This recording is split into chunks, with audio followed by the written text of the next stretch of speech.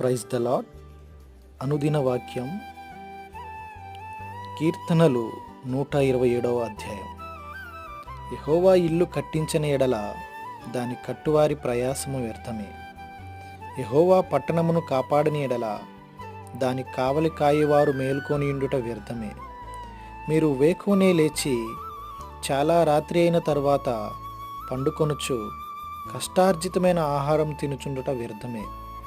తన ప్రియులు నిద్రించుచుండగా ఆయన వారికిచ్చుచున్నాడు.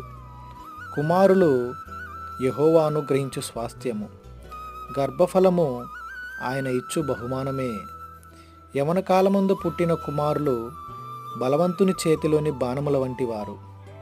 వారితో తన అంబుల పొది నింపుకొనినవాడు ధన్యుడు. అట్టివారు సిగ్గుపడక గుమ్మములో తమ విరోధులతో వాదించుదురు. ఆమేన్.